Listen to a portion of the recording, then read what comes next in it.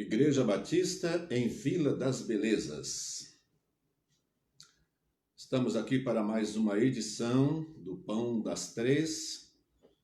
Estamos prontos e aguardando a chegada dos irmãos. É sempre uma alegria, todas as tardes, às 3 horas, a nossa igreja se reúne, mesmo em suas casas, mas a gente já criou o hábito, né? O hábito gostoso, saudável dessa aproximação. É o nosso Pão das Três, uma oportunidade, primeiro de um encontro, oportunidade de atualizarmos as informações, os pedidos de oração e também uma atualização sobre respostas de oração, gratidão a Deus. É um momento muito agradável também de repartir, né, a palavra de Deus para o nosso alimento, para a alegria do nosso coração, da nossa alma. O pão que desceu do céu, Jesus Cristo, e a sua palavra, a leitura da sua palavra, é o pão das 3 horas de todas as tardes, segunda, terça, quinta, sexta e sábado. Nós nos encontramos para esse delicioso café espiritual que é o nosso Pão das Três. Então seja muito bem-vindo, Deus abençoe ricamente a sua vida, a sua família, Deus o abençoe, Deus o ajude a resolver os seus problemas, a tirar as inquietações do seu coração, a ajudar-nos a ter confiança na direção de Deus para esse período da nossa vida, das nossas famílias, esse período diferente na história das nossas igrejas, esse momento diferente também na história do nosso país e do mundo. Então, é uma tarde de reflexão, uma tarde de compartilhamento, uma tarde de alegria, que Deus abençoe a nossa vida. Eu quero orar nesse instante, agradecendo a oportunidade dessa tarde, agradecer a oportunidade de estarmos juntos. Quero agradecer a Deus por esta bênção tão grande que Deus nos tem dado. Vamos orar? Deus bendito, todo-poderoso, nosso amado Pai, Criador dos céus e da terra, Criador de todas as coisas, Senhor supremo de tudo e sobre todas as coisas, nós te louvamos, ó Deus, agradecidos, porque esta tarde é mais um presente que o Senhor nos dá, é mais uma dádiva vinda de tuas bondosas mãos. Nós te louvamos agradecidos por este encontro e desejamos que o teu amor se intensifique entre nós, a tua palavra encha o nosso coração e a nossa mente do conhecimento e também de alegria, de prazer em conhecer. Cada descoberta da tua palavra, Senhor, é um motivo de alegria para os nossos corações. E nós queremos que o nosso olhar nessa tarde, o nosso ouvir também da tua palavra, seja uma experiência agradável, enriquecedora na vida de todos nós. Abençoa todos que estão conosco em nossa página, para a nossa alegria e também para o louvor da tua glória, Senhor, para o louvor do teu nome, para o louvor do nome de Jesus Cristo. Nós pedimos que o Senhor nos dirija, o Senhor nos abençoe. É o que nós te pedimos em nome de Jesus. Amém.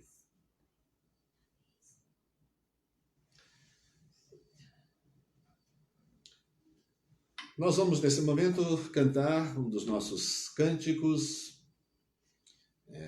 pensando na nossa reflexão. Hoje ficou um pouco difícil de encontrar um cântico bem adequado, mas na estrada em que eu andei, eu pensei daria certo.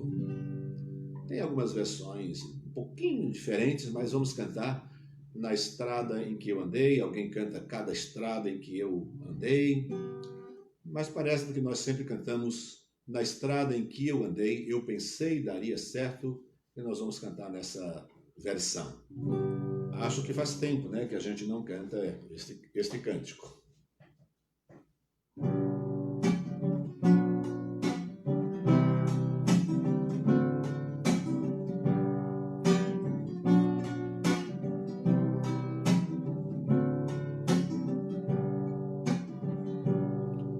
Na estrada em que eu andei, eu pensei daria certo.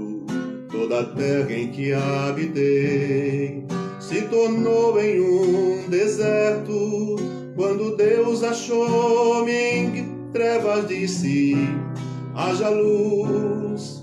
Quando Deus achou-me em guerras, disse: haja paz.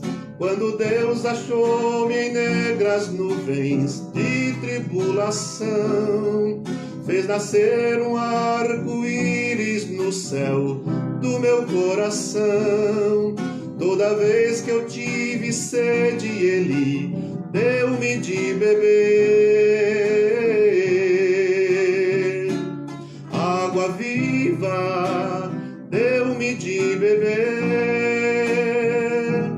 Água viva, deu-me de beber.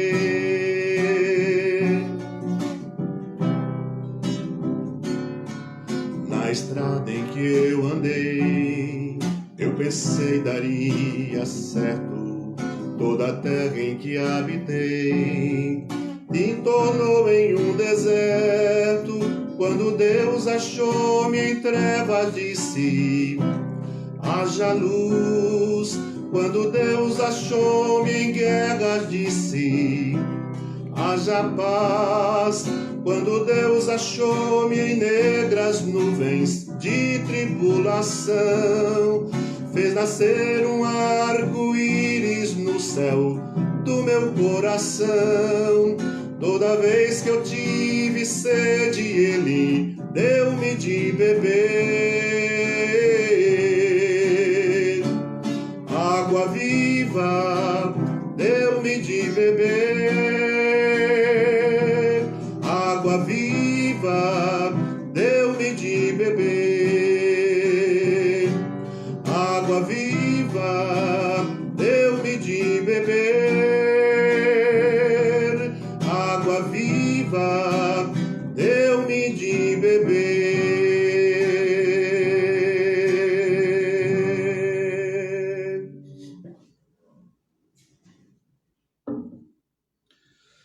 Esse cântico nos faz lembrar, né, muitos pensamentos que temos, planos que fazemos, expectativas que criamos acerca de certas coisas e depois não é nada do que nós imaginamos, né? Então, fica aí esse hino como ponto de partida para a nossa reflexão e gostaria de convidar você para refletir na palavra de Deus. O texto que separei para essa tarde, ele é resultado de leitura da Bíblia, né? Aí da nossa leitura anual que fazemos, passando pelo capítulo 24 de Jeremias. Então, essa é a passagem. Jeremias, capítulo 24. Então, nesses dias atrás, aí, 2 ou 3 dias, passei por esse capítulo e então alguns pensamentos vieram ao meu coração e à minha cabeça, à minha mente, e pensei em dividir esse texto, o que ele sugere para a gente pensar, né? Como ele nos ajuda a ver a vida cristã, a nossa vida de obediência a Deus, a nossa vida de obediência à sua palavra, confiar nos planos de Deus, confiar em tudo aquilo que ele faz e entregar-nos obedientemente, com alegria, com humildade, aos projetos de Deus.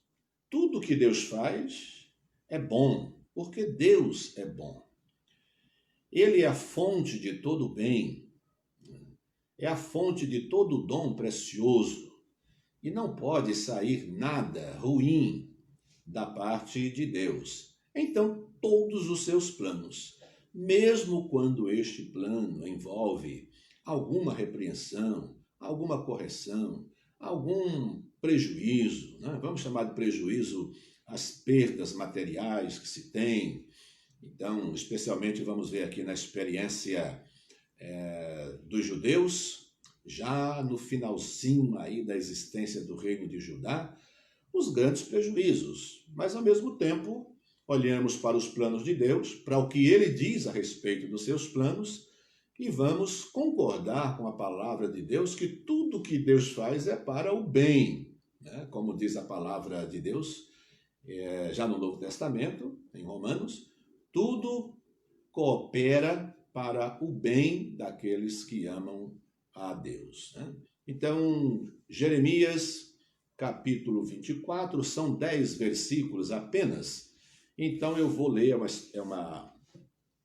é uma figura interessante, né, usada aqui por Deus.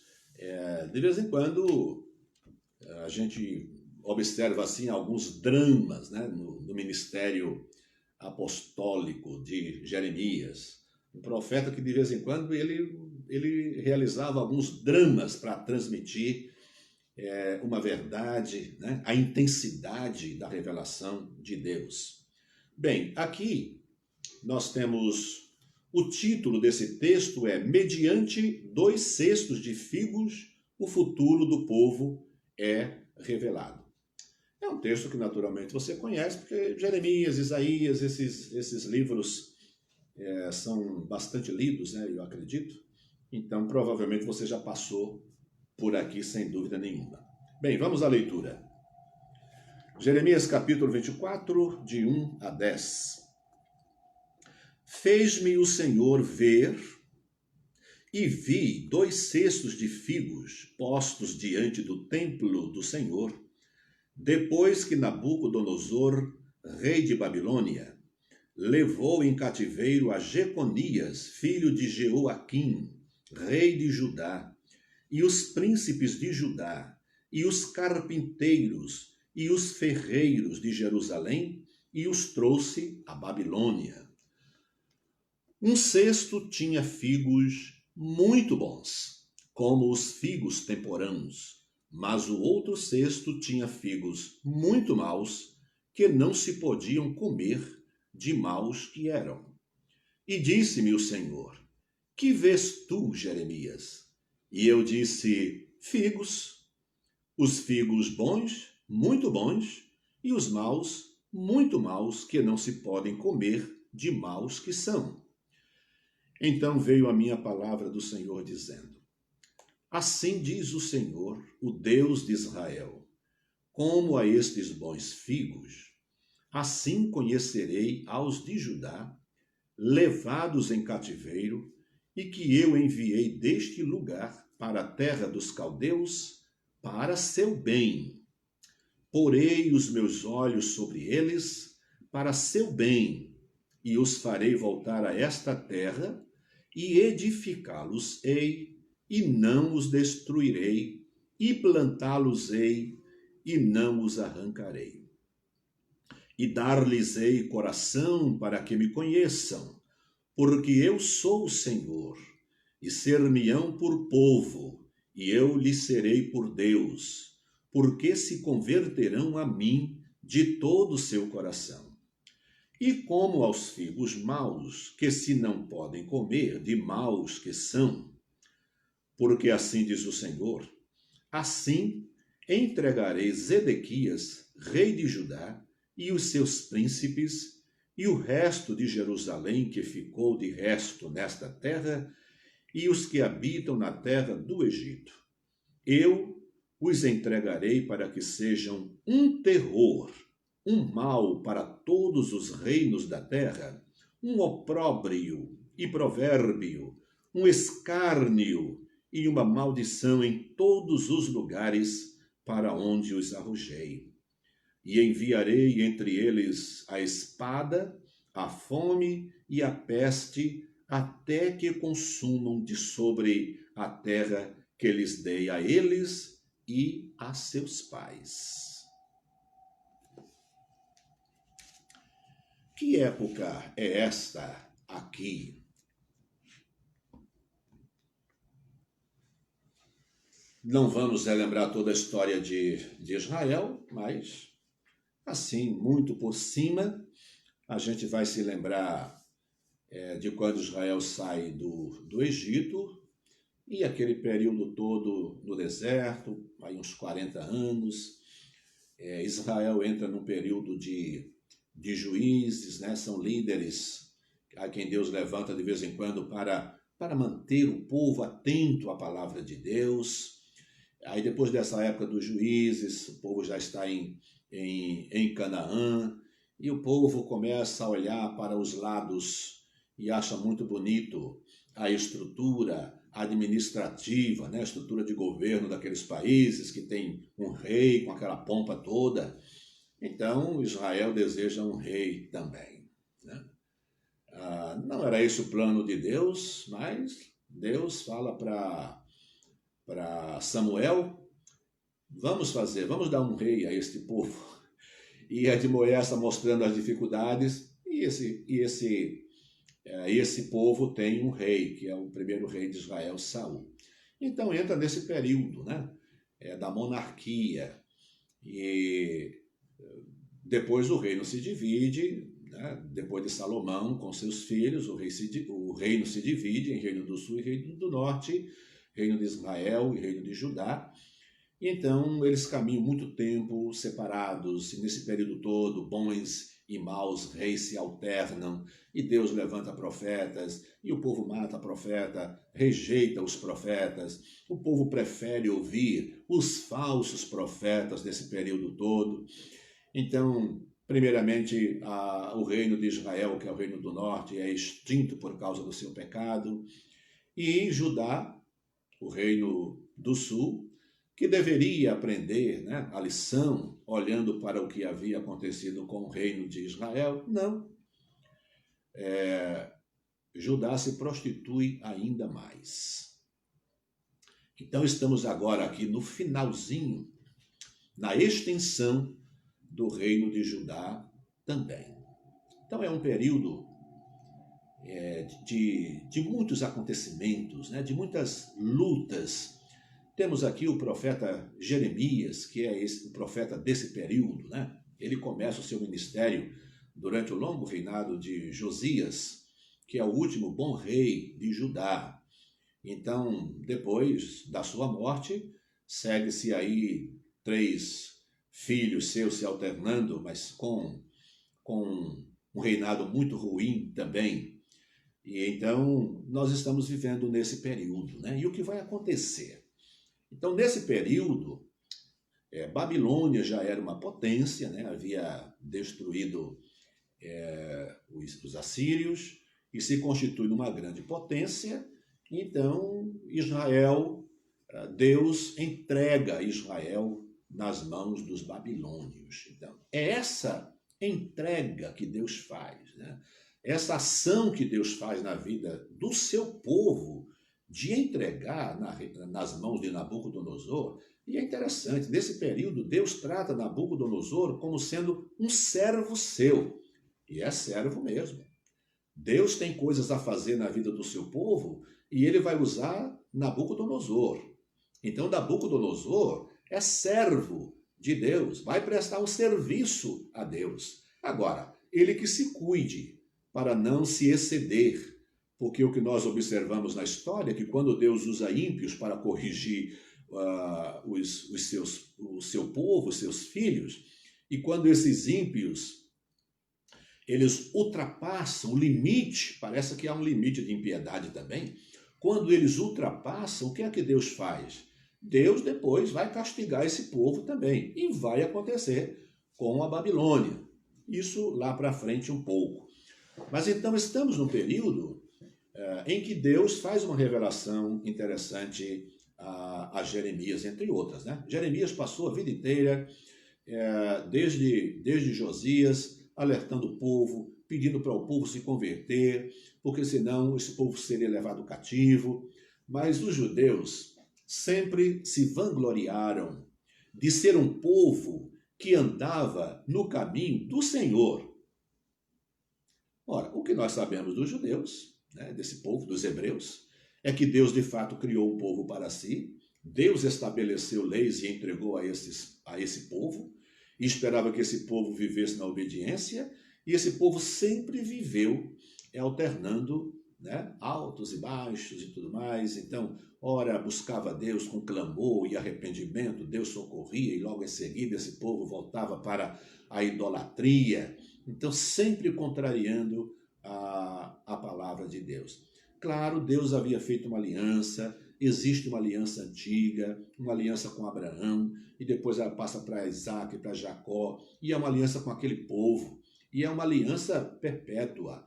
Então, até hoje, Deus honra esse povo, a aliança dele, as profecias indicam aí, dependendo da sua linha escatológica, as profecias indicam ainda uma bênção muito grande, uma conversão quase que em massa, né, para o povo de Israel, isso lá para frente, provavelmente. Mas então aqui é o finzinho, o reino do norte já havia sido extinto e esse reino do sul estava aqui, na verdade já extinto também, né? Mas com algumas sobras, com alguns resíduos.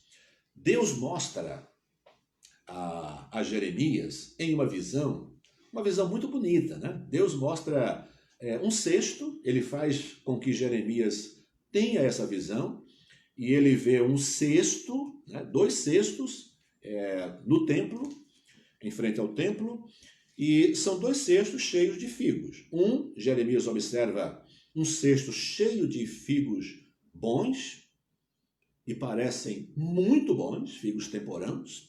Temporãos são aqueles frutos, são os primeiros frutos, né, de uma safra, a gente poderia dizer assim. Então, uma mangueira, uma jaqueira, os primeiros frutos que aparecem naquele ano são os frutos temporãos. E, em geral, muito bons.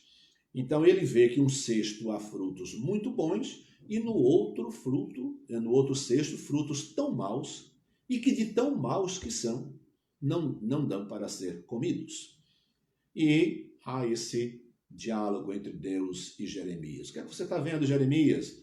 Jeremias diz o que está vendo. E Deus, então, explica.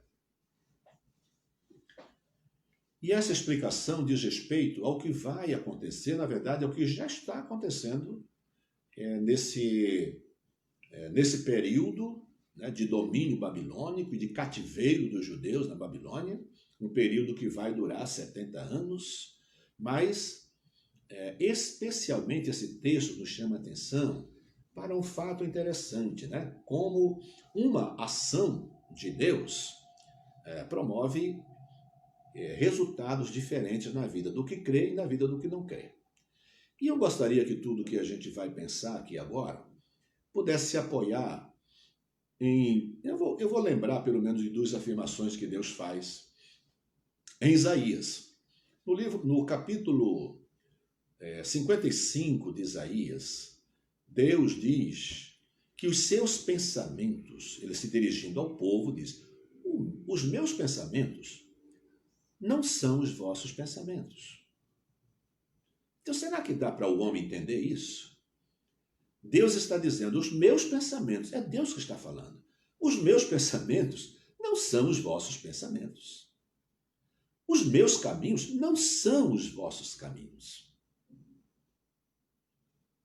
A gente tem que pensar, e tudo que a gente pensar sobre as ações de Deus e os resultados das ações de Deus, a gente tem que pensar à luz do que o próprio Deus diz sobre os seus planos, sobre o seu próprio caminho e sobre os seus pensamentos. Nós não temos competência. Não nos foi dado pelo próprio Deus o direito de desvendar os pensamentos de Deus e de nem pensarmos iguais a Deus. E olha que no Novo Testamento, né, Paulo escrevendo aos Coríntios, Paulo diz que uma vez convertidos, nós temos a mente de Cristo, quer dizer, nós temos capacidade, a nossa estrutura mental, a estrutura mental do novo nascido em Cristo Jesus, do regenerado, aquele que nasceu de novo, Paulo mostra uma possibilidade de que os nossos pensamentos se aproximem dos pensamentos dele. Mas imagina aí esse mundo cheio de gente distante de Deus. A humanidade, de um modo geral, não tem a menor condições de pensar nem desvendar os pensamentos de Deus. Então, o que nós vamos pensar aqui está atrelado ao que Deus diz. Os meus pensamentos não são os vossos pensamentos. Os meus caminhos não são os vossos caminhos. Será que dá para a gente lembrar disso?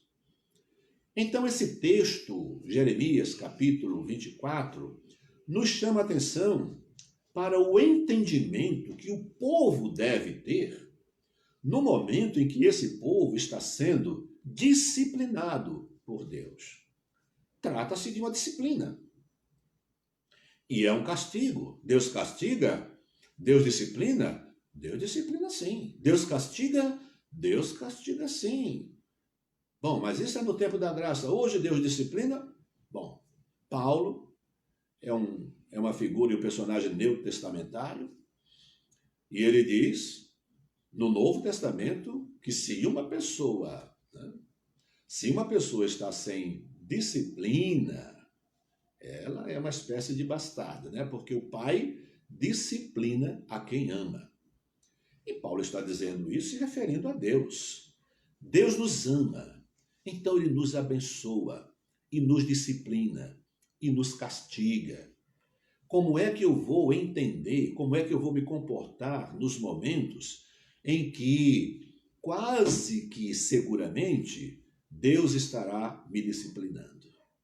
Então, Deus estava disciplinando os judeus, boa parte estava lá, uma parte tinha ficado, mas essa parte que tinha ficado ainda em Jerusalém e muitos colonos que tinham ficado ali, pensa que eles procuraram melhorar, se arrepender e mudar de vida? Não. Olha, desde Josias, então passou pelos seus filhos Joacás, Joaquim, Jeconias, e depois vem Zedequias, que é o último rei. Zedequias parece, né, pela história que a gente lê, parece até que ele tentou se dar bem, ele tentou ouvir a voz do profeta Jeremias, diferentemente dos seus irmãos, que foram reis antes dele. Então, Zedequias parece, mas depois ele se envolve numa trama de outros reis que queriam se rebelar contra Nabucodonosor, e enfim, ele também é castigado. Bom, Deus está dizendo para Jeremias que as pessoas que foram levadas para a Babilônia, e há muitas pessoas boas que foram levadas para a Babilônia, Deus está dando e revelando para Jeremias qual é o projeto dele, o plano de Deus para aqueles que são bons e que são representados por esses figos bons naquele cesto. O que é que planos Deus tem para com eles? É bom lembrar que Jeremias já havia dito, Deus falando através de Jeremias, Deus dizendo, eu sei os pensamentos que tenho acerca de vós, pensamentos de bem, não de mal. Olha, Deus prepara o povo para disciplinar, mas Deus está declarando o seu amor para com o povo e dizendo, os meus pensamentos são pensamentos de bem. Então, com esse povo que foi levado cativo, e é interessante a gente lembrar, né? Tem gente importante ali que faz parte da nossa história que você conhece muito bem. Muita gente conhece Daniel, muita gente conhece, né, o nome e a história de Daniel, muita gente conhece os amigos de Daniel, Ananias, Misael e Azarias, muita gente conhece Esdras, conhece Neemias, conhece o profeta Ezequiel. Olha, esses homens todos estão lá, são desse período do cativeiro babilônico. Então, o que é que Deus diz? Deus está trazendo uma correção sobre o seu povo. Sobre alguns, ele vai agir da seguinte maneira. Eu os tirei daqui e os enviei para lá. E Deus diz, os meus olhos não se desviarão deles. Eu cuidarei deles. Eles não morrerão. Eles voltarão. Quando Deus diz eles voltarão, Não significa que a própria pessoa que foi vai voltar. Mas essa pessoa vai viver bem, vai sobreviver, vai ter família, e a sua família, 70 anos depois do cativeiro, pode voltar. E vão recomeçar a sua vida, porque Deus vai abençoar. Quer dizer, Deus os tirou de Jerusalém e de Judá e os mandou para a Babilônia para preservá-los. Não é fácil aquele que está sendo levado cativo entender dessa forma. É muito difícil. Quando nós estamos em algum sofrimento, ou quando nós sofremos uma derrocada aí na vida, uma derrota, os nossos pensamentos são de tristeza, os nossos sentimentos de fracasso.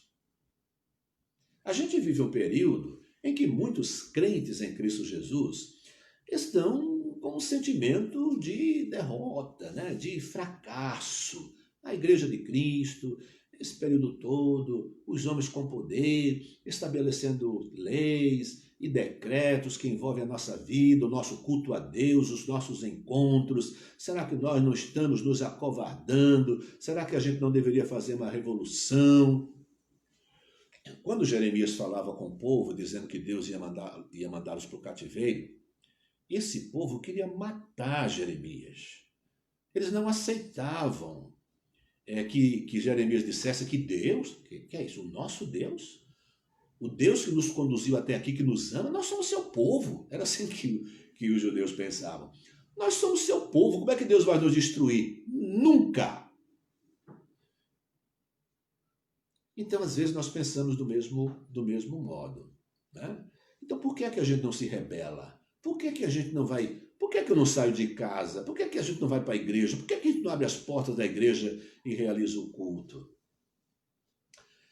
Meus queridos irmãos, o que aprendemos da palavra de Deus é que o melhor que podemos fazer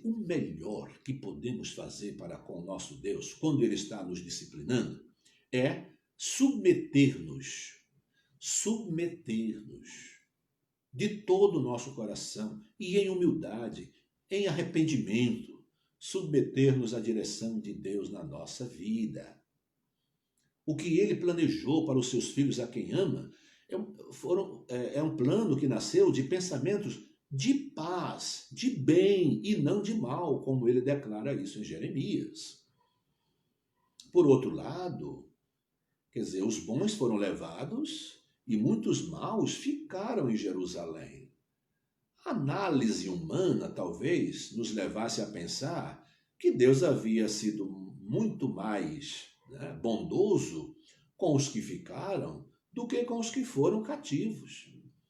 Ora, Deus me tirou da minha terra, da minha propriedade, para me levar para um povo idólatra, um povo pagão, um povo rebelde, um povo mau, e me separei da minha família, da minha terra, da minha cultura, do meu berço, da terra que mana leite e mel. Deus me tirou de lá. E por que Ele deixou aqueles? Aqueles homens são maus, eu conheço alguns que são muito maus, ficaram lá, e nós estamos aqui. Como a gente anda na contramão, né? Quando queremos confrontar o pensamento e os planos de Deus. Por outro lado, Deus diz que aquele cesto de figos maus, que de tão maus não se podem comer, Deus está dizendo que é exatamente os que ficaram. O rei, Zedequias está entre eles, né, porque Zedequias ficou, até esse período ele está lá ainda, Zedequias e muitos colonos, e outros que não estão ali porque fugiram, estão no Egito, estão na Síria, e Deus está dizendo, vou destruir a todos. Os que eu não mandei para lá, eu vou destruí-los. Eu vou trazer a fome, vou trazer a peste, a guerra, e vou destruí-los. Bem, eu sei que esse assunto, para quem tem bastante conhecimento e capacidade, vai longe. Mas acredito que isso colocado aqui serve para a gente analisar a nossa própria vida. Vejam como uma ação de Deus, a mesma ação, ela pode ser bênção para uns e maldição para outros. E é claro que é impossível nós não ficarmos pensando nesses dias sobre os efeitos devastadores? Não sei. Para alguns sim, para todos certamente não. Mas quais os efeitos sobre a minha vida? Quais os efeitos sobre a sua vida? Quais os efeitos sobre a vida das nossas igrejas? Quais os efeitos como consequência dessa pandemia e tudo que decorre dela? Igrejas, templos fechados, os crentes enclausurados, isolados, presos em suas casas. No final de tudo isso, o que é que vai acontecer? É bênção? É vitória? Ou é derrota na minha e na sua vida? Bem, nós fomos tirados de uma situação em que estávamos confortável. Eu vou e volto para o trabalho, vou fazer o meu serviço, vou para a igreja, vou fazer visitas, vou pregar, vamos para a escola dominical, vamos aos pequenos grupos, vamos às reuniões, aos cultos de oração. Essa era a nossa vida. Aí, de repente, olha, tudo muda. E antes de fechar a nossa igreja, a gente se reuniu. A liderança da igreja, a gente fecha, a gente não fecha, e todo mundo, né, resolveu fechar, com tristeza, mas fechar. E olha que no dia seguinte, eu fiquei aqui em casa, eu fiquei com um sentimento de derrota, de fracassado. Será que eu não tive fé suficiente para conduzir a minha igreja a enfrentar essa situação? E hoje eu sei que não, o caminho não é por aí, né? Então, nós estamos em casa, e enquanto estamos em casa, onde Deus nos colocou, nós estamos em casa, eu acredito, para o nosso bem. E para que as bênçãos que Deus tem reservado para mim, para meus filhos, minha família, minha esposa, meus amigos, minha igreja, para que o plano de Deus se realize na minha vida, na vida da minha igreja, na sua vida, na vida da sua igreja e na vida da sua família.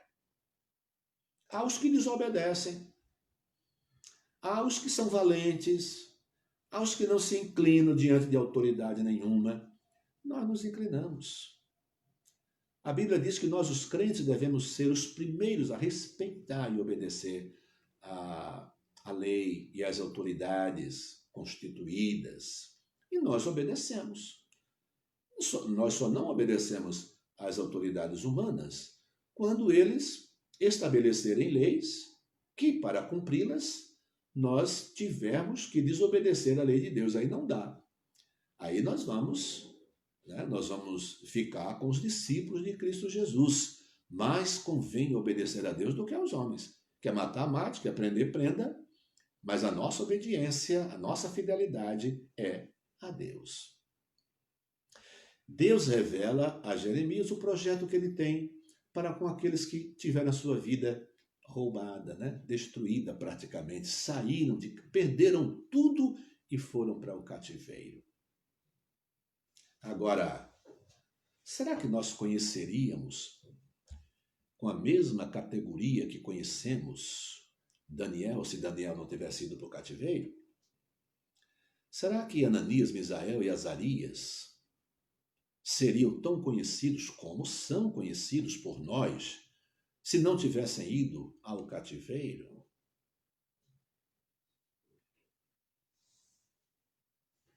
Por que Daniel tornou-se o que tornou-se? Porque Deus mandou Daniel para o cativeiro. Deus mandou Ananias para o cativeiro. Deus mandou Misael e Azarias. Eles foram para o cativeiro. E tantos outros. E aí você se lembra também de Neemias? Você se lembra de Esdras? Olha só. Eu não sei o fim dessa pandemia, o que é que vai ser. Mas eu espero que muitos homens e mulheres de fé sejam vistos aí na frente como pessoas a quem Deus poupou, Deus preparou, Deus abençoou e depois Deus os levanta, né, como esteios para a proclamação do Evangelho de Cristo Jesus. O que é que nos aguarda depois dessa pandemia? Não seremos desobedientes, nem lutaremos contra o que Deus faz, que não nos é revelado ainda o que, nem porquê, nem para quê. Mas o que sabemos é que Deus está com isso em suas mãos. Ele tem o controle único e absoluto do que está acontecendo. Na época de Jeremias, muitos falsos profetas se levantaram e diziam para o povo: que é isso? Não acreditem nesse Jeremias, não. Deus vai fazer isso e aquilo. Eram falsos profetas. Eu sei que há muita gente, né, tentando dizer o que é que Deus está fazendo e o que é que vai acontecer. Nós preferimos aguardar em obediência que Deus cumpra todo o seu propósito na nossa vida. E enquanto isso, não vamos mergulhar em tristezas, nem decepções. Não temos motivo para isso. Nós temos motivos para louvar a Deus, engrandecer o seu nome, reconhecê-lo como Senhor da história, grande e majestoso Deus, único e verdadeiro, que tem em suas mãos a história da humanidade e a história individual, minha e sua. Ele controla, coordena, de modo que as coisas que ele decide fazer e faz são para o bem daqueles a quem ele quer abençoar, né? E para a maldição, o castigo, a repreensão daqueles a quem ele quer repreender. E enquanto cumprimos, tendo nosso sofrimento, nós vamos nos aperfeiçoando, né? Como Daniel ali, Deus vai aperfeiçoando Daniel, os seus amigos e tantos outros nomes, baluartes de fé que surgem lá no cativeiro babilônico. Deus abençoe a mim e a você, para que esse período em que nós nos sentimos presos e às vezes pedimos que Deus, acaba com isso, para isso, queremos voltar para a igreja. Nós voltaremos para a igreja, naquilo que nós chamamos o Kairos de Deus, o tempo de Deus. E nós voltaremos. Pelo menos essa é a nossa expectativa. Se houver uma grande mudança, uma revolução na vida espiritual e das igrejas, uma mudança estrutural, uma mudança metodológica, vamos vivê-la, para a glória de Deus e para o nosso crescimento, para a nossa edificação. Amém? Deus abençoe a sua vida, Deus abençoe a minha vida também. Nós vamos, meus irmãos, agora orar, conhecer os motivos de oração que nós temos aqui. Bem, eu gostaria primeiro de trazer uma palavra de gratidão, e eu sei que posso falar isso em nome dos pastores, porque amanhã já será outro pastor. Então, amanhã o pastor Márcio estará aqui trazendo o pão das 3, e eu sei que, hoje só porque hoje está mais perto de ontem, né? Mas ontem foi o dia do pastor, e tudo, né? Tudo que acontece no nosso culto, um dia de ontem poderia ser um dia muito triste para a gente e tudo mais, mas foi um dia de muita alegria. Foi um dia de muita alegria. Até para mim, que não sou muito, né? Não sou muito vibrante com essas coisas. Mas foi um dia muito feliz, fiquei muito contente. A igreja fez um programa e para mim foi bastante surpresa, né? Eu não esperava e tudo mais, pessoas cantando, então foi uma coisa fantástica, famílias, né, que se juntaram em vídeo dizendo, feliz dia do pastor. Olha, eu não sou de chorar muito não, viu? Eu sou de chorar pouco. Quer dizer, depois de velho eu estou ficando meio molinho para chorar. Mas fiquei bastante emocionado. Foi um dia espetacular, ontem, o dia dos pastores. Então que Deus abençoe os pastores. Eu tenho no meu coração ainda uma gratidão muito grande, muito grande. Eu tive um pastor na vida, que foi o pastor José da Silva, né? A minha influência como pastor é ele. Eu passei por outros, mas coisas mais rápidas, mas na minha infância e adolescência é quando a gente sofre as maiores marcas. E eu sou grato a Deus por ele, um homem com bastante limitações em termos de conhecimento, né? Mas muito firme, muito zeloso pela igreja, e eu me lembro do pastor Zé da Silva mesmo, sempre como um pastor muito zeloso. E com as limitações dele, ele conduziu durante muitos anos a igreja lá no sítio Biapicu.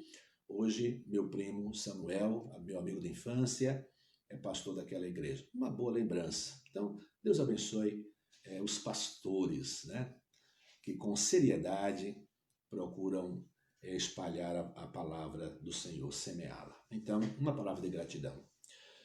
Temos mais gratidão aqui. Olha, gratidão nós temos Sirlene Cobos, que teve um pequeno acidente ontem em sua casa, né? Mas, graças a Deus, a sua saúde está preservada e está tudo bem com ela. Detalhes, aqui a gente não traz todos os detalhes porque não dá tempo, viu? Mas olhem agradecendo a Deus pela Sirlene Cobos. A Juliana Almeida, gratidão. Juliana Almeida tem ouvido as nossas mensagens, os nossos cultos, né? Ela não é membro da igreja, filha da nossa irmã Santina, e ela tem ouvido com muita gratidão. Então, olha, são portas abertas que o Senhor abre para os corações.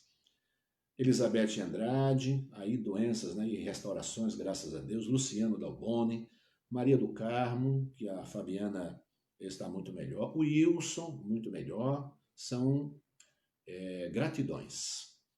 Pedidos pela Michele, pedidos pelo Davi. O Davi, parece-me que é amanhã que ele vai fazer a cirurgia, né? Amanhã, o Davizinho, é filho da Ana e do Danilo. E continuamos orando pelas famílias enlutadas, orando pelos idosos, orando pelos enfermeiros e assistentes sociais, e também um pedido que vem da Jane Melo, veio hoje, por sua família, né? Uma oração, um pedido especial por sua família, especialmente seu pai e sua mãe, né? Mas uma necessidade, especialmente na vida do seu pai, que é o líder e condutor, né? Provedor da família. Então, o nome dele é João, pai da Jane. Bem, meus queridos irmãos, são esses os pedidos. Nós vamos orar. Quero convidar você a orar comigo, colocando, você tem os seus pedidos também, os seus motivos, suas famílias. Vamos orar ao Senhor, pedindo que Ele nos abençoe. Deus bendito, nosso amado Pai, nós te louvamos de todo o nosso coração, com muita alegria, pela vida desses irmãos que hoje apresentam motivo de gratidão, como a Sirlene, a Juliana, a Elizabeth, o Luciano, a Maria do Carmo, o Wilson. Nós te louvamos, ó Deus, porque durante um bom tempo nós temos orado por essas pessoas e o Senhor, com amor, com graça e com misericórdia, os tem atendido, tem acolhido as nossas orações e respondido, Pai, de acordo com a tua vontade. Continuamos pedindo pela Michele, pelo Davizinho, pelas famílias enlutadas, pelos irmãos idosos. Abençoa os nossos enfermeiros, os assistentes sociais, médicos, seguranças, pessoas que estão aí, Pai, na linha de frente, trabalhando nesse período tão difícil. Oramos também pela família da Jane, pelo João, pedindo que o Senhor o abençoe e o ajude na solução dos seus problemas. Abençoa, Pai querido, a nossa igreja, abençoa o teu povo, as tuas igrejas, os pastores, as lideranças das igrejas, para que trabalhem com muita tranquilidade e bem sintonizados, atentos à voz do teu Santo Espírito, para saber o que fazer e como fazer na hora certa, no teu tempo, Senhor. O Senhor há de conduzir a igreja no seu retorno e nesse novo momento que se segue após esse período tão difícil. Oramos também por nossa pátria, por nossos líderes. Pedimos, Senhor, o assunto hoje foi a tua disciplina. E nós pedimos que o Senhor abençoe os nossos governantes que estão de fato trabalhando para o bem. E pedimos que o Senhor repreenda, que o Senhor castigue, que o Senhor discipline aqueles que intencionalmente estão lutando pelo mal, para prejudicar o nosso país. Repreende-os, ó Deus, do jeito que o Senhor sabe e pode repreendê-los, fazendo-os calar, para que reconheçam que só o Senhor é Deus e toda autoridade está com o Senhor. E que o Brasil, os brasileiros, a igreja, nós, os teus filhos, Pai, nós estamos debaixo da tua proteção e do teu cuidado. E quem manda em nós, quem conduz a nossa vida e quem conduz o evangelho é o Senhor, e não aqueles que têm uma caneta para assinar decretos e leis. acima de todos eles está o Senhor, nosso Deus absoluto e único, Senhor dos céus e da terra, de tudo e de todos. Nós louvamos o teu nome agradecidos, Pai, pelo teu poder e graça, em nome de Jesus, o nosso amado Salvador. Amém. Meus queridos irmãos, eu escolhi o hino do cantor cristão, e aí, espero que você queira cantar também. Meu Senhor de tudo sabe. Meu Senhor de tudo sabe, certamente sim. E enquanto eu estava cantando ainda agora, aí eu lembrei, né, que a gente tem um jeito de cantar, a gente tem dois jeitos de cantar esse hino. E eu me lembro da minha infância e adolescência, e sei que, ou pelo menos penso que talvez ainda seja assim. Meu Senhor de tudo sabe, certamente sim.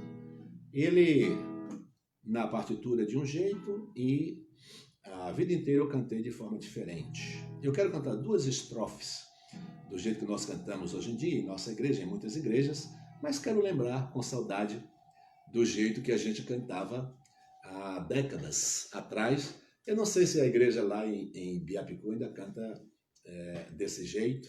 Se for, vai aí a minha lembrança, né? E em presente, em memória, a Igreja Batista em Biapicu.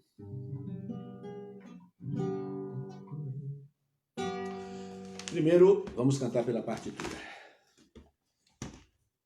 As duas primeiras estrofes. Meu Senhor de tudo sabe, certamente sim. Com cuidados incansáveis me protege a mim. Tudo quanto Deus permite para meu bem será. E no dia mais penoso, forças Deus dará. Sei que Deus, o meu futuro, tem na sua mão. Seus desvelos compassivos, incessantes são. Ainda que eu mais tarde encontre provações e dor, por detrás das negras nuvens brilha o seu amor.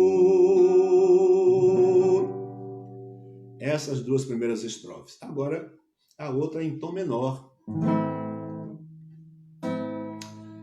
As duas segundas estrofes, as duas últimas estrofes. Gosto de contar-lhe quanto me sucede aqui. Sou seu filho e quer que esteja sempre junto a si, para que seus bons cuidados possa aqui gozar, dando graças por aquilo que me queira dar. Oh, sim, confiadamente quero prosseguir, sem receios nem cuidados, quanto ao meu porvir, pois que Deus meu Pai me assiste com divino amor, sendo aquele que me guia, Cristo Salvador.